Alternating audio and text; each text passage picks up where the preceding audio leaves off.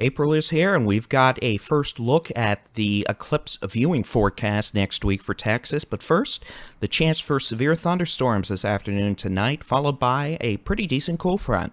Let's talk about it in this Monday edition of the Texas Weather Roundup.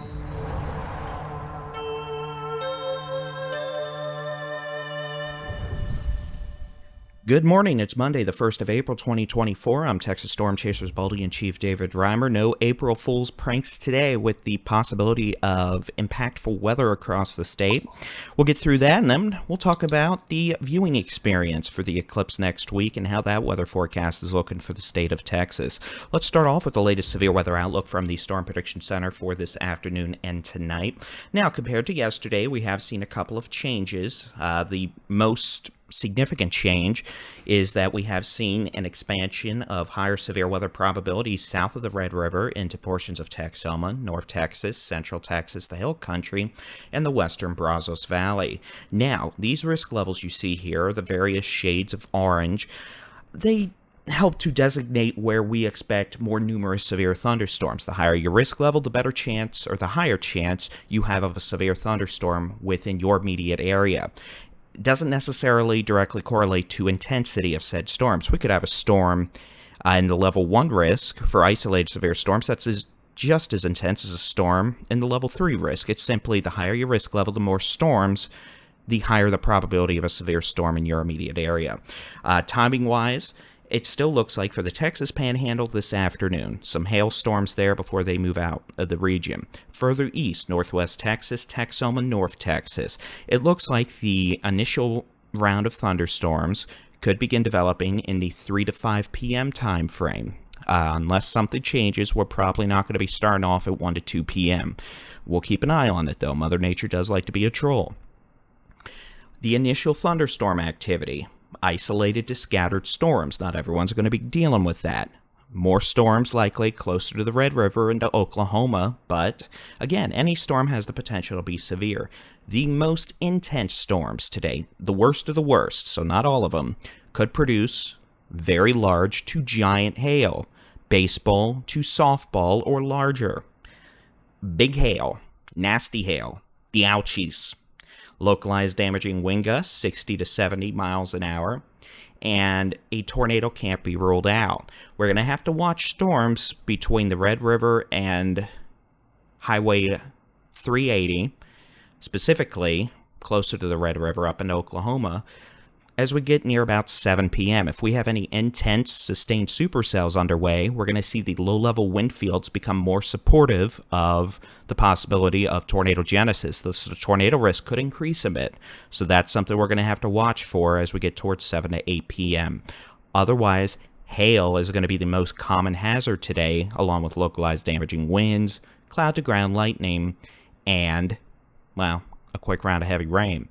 Now, as we get towards 8, 9, 10 p.m., it looks like we're going to see a line of thunderstorms develop further south into central Texas, the Hill Country. Those will move east late this evening into early Tuesday. Same thing for North Texas. Those will move into northeast Texas. Some of those storms could have quarter to golf ball size hail, localized winds of 60 to 75 miles per hour. And we'll take a look at the the specific simulated radar map here in a minute. But again, main time frame looks like on the early side, 3 p.m., maybe in the Panhandle, 3, 4, 5 p.m. for the starting gate, further southeast, northwest Texas, Texoma and North Texas. For most of the Hill Country in central Texas, maybe the west of Brazos Valley, we may not have storms before 8, 9 p.m. All right, and then as we get into late tonight, midnight, 1 a.m., 2 a.m. Tuesday, storms will start losing some of that oomph, and they will begin to struggle bus and weaken. All right, let's take a look at the high-res rapid refresh model. Any risk level, by the way, means you're under a risk for severe weather. I don't want to begin questions today asking, is that level 3 risk going to get expanded south?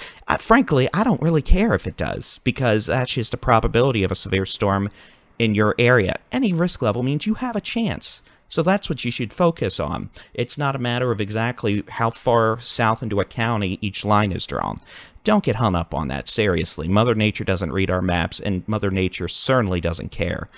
In terms of thunderstorm timing, again, we're looking at late afternoon, this evening, especially northwest Texas, Texoma, North Texas. Notice we're going to have scattered showers and storms in the Panhandle most of this afternoon and tonight. For what it's worth, that may change to snow tomorrow morning again up there. A wet snow with some minor snow accumulations possible.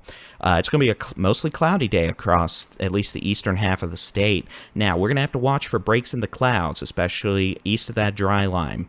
Texoma, North Texas, Central Texas. If we have breaks in the clouds, that may allow the atmosphere to destabilize a little more than these models indicate, and thus provide a higher chance for more storms and a earlier timing for said storms. But you can see they get underway by about 4 or 5 p.m., especially in Texoma, North Texas. They're going to be moving quick today, northeast 40 to 50 to 55 miles an hour, and they don't have to stop at stop signs or for the latest construction project. You can see the most intense storms again, probably going to be hail. Wind, can't rule out a tornado. Then this evening, line of storms develops further south along the dry line.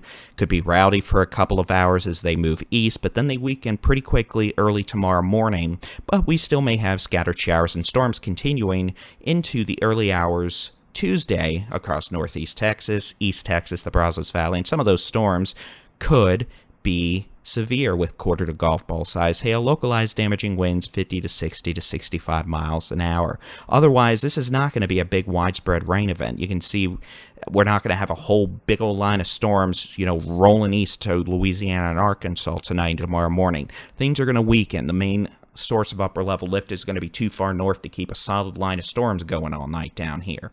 So not really all that much beneficial rain. Ironically, and I mean a nice change of pace, the highest rainfall totals over the next 2 days probably going to be in the Panhandle, where we're going to have several hours of rain chances today, tonight, and then rain/snow tomorrow. So we could see up to maybe 1/2 inch of precipitation up there. Otherwise, again, we're just not going to get that much out of this. This isn't going to be, a big flood maker, etc. Wildfire danger over the next few days. Well, guess what? Rain chances end in Texas by Tuesday afternoon, and we're probably going to stay dry until Saturday. So today, Tuesday, Wednesday, you can see highest wildfire danger today from the Texas A&M Forest Service, western third of Texas. Same thing tomorrow. Then on Wednesday, as we see a drier air mass move into the state, we could actually have increasing wildfire conditions all the way to Interstate 35 across Texas, even into the coastal bend, the coastal plain, so the western 2/3 of Texas. So we'll have to keep an eye out for that.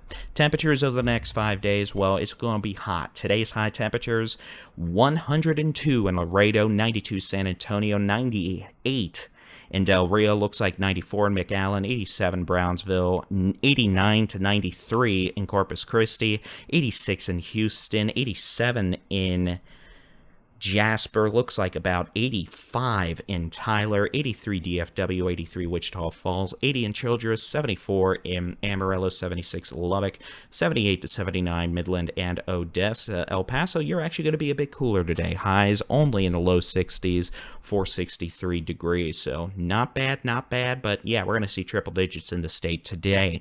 Now, as we go into tomorrow, we're going to have a cool front starting to move southeast across the state. That'll help high temperatures tomorrow from 7 a.m. onward, at least. So this is 7 a.m. onward. Temperatures tomorrow, 50s to middle 60s, the northwest half of the state. As that cooler air continues to filter southeast, we'll likely see some high temperatures occur closer to noon in places like Austin, San Antonio, Bryan College Station, falling into the 60s by the late afternoon. Southern portions of the state along the Texas Gulf Coast, highs tomorrow 80s to right around 90. And then on Wednesday, that's when we'll really see a uniform cool down across the state. Comparatively, highs upper 60s to the middle 70s. So 20 to 30 degrees cooler in spots than yesterday and today. Not bad. And we'll start a slow climb up that temperature roller coaster as we get into Thursday. Highs 70s to lower 80s across the state, and then we'll see a few more 80s on Friday, but still not too bad, with highs still mostly in the 70s to low 80s across the state. And again, after rain chances today, tonight, and into portions of Tuesday morning, we expect mostly dry, if not completely dry, conditions across the state of Texas until at least Saturday. And then we might have another upper level storm system move through on Saturday, Sunday. And yes, unfortunately, Monday. Here we go. Here is what many of you have been wanting to see, the cloud cover forecast. Now, what we're going to be showing you are a couple different model products. This is the American Long-Range Weather Model Ensemble Forecast. This takes the last 4 runs, so data over the last day. Each one of those runs has about 30 to 40 ensemble members or weather models in them. So we're looking at about 160 different weather models, all run with slightly different initialization parameters. Throw it together. How many of those show cloud cover for our part of the state for the eclipse in 1 week at about 1 p.m.? It's not good. At this point, about 80 to 95% of that data suggests we're going to have pretty bad cloud cover, not favorable viewing conditions. In fact, at least half of this data also supports the fact it's going to be raining. So not just thin upper-level clouds or thin low-level cumulus that might, or thin low-level stratus that might burn off in time for the eclipse. This is not looking good in terms of conditions. If you have backup plans, you're going to probably want to start taking them seriously pretty quick here. Unfortunately, using this data, you can see there's at least a 50% chance we're going to have cloud cover across almost the entire path of totality up until you get almost into portions of upstate New York, New Hampshire, Vermont, and Maine. And New England. Different set of data. Here is the European weather model. We don't have cloud cover data, but we have the probability of rainfall occurring. Like I just said, same, it takes the last 4 data sets. Each one of those data sets has several dozen different weather model parameters in it, initialization, whatever. You could see at least half showing we're going to have accumulating rainfall during the eclipse, or at least very close to it, next Monday. And that would, by coincidence, also mean a lot of clouds. And then here is just a blend. This is back to the American Long-Range Weather Model. This just shows the chance for accumulating rain in that time frame. Like I said, 80 to 95% of this already had cloud cover. At least 40, 50, 60, 70% of this shows accumulating rainfall. So if you were hoping for good news and for climatology to say, yippity, yippity, yippity doo, you're going to be good to go, no. In fact, there is, at this point, only about a 10 to 20% chance conditions will be favorable for viewing the eclipse in the path of totality in the state of Texas 1 week from today. Could that change? Absolutely, but at the same time, this data has been pretty consistent now for quite a while, so in all likelihood, what we're going to have is upper-level storm system in proximity with widespread cloud cover and the chance for precipitation, showers, maybe thunderstorms. None of that is good for viewing the eclipse, and unfortunately, there are indications that may also be an issue for a majority of the path of totality across the continental United States until you get into portions of New England, Maine, Vermont, New Hampshire, New York. So, ouchies.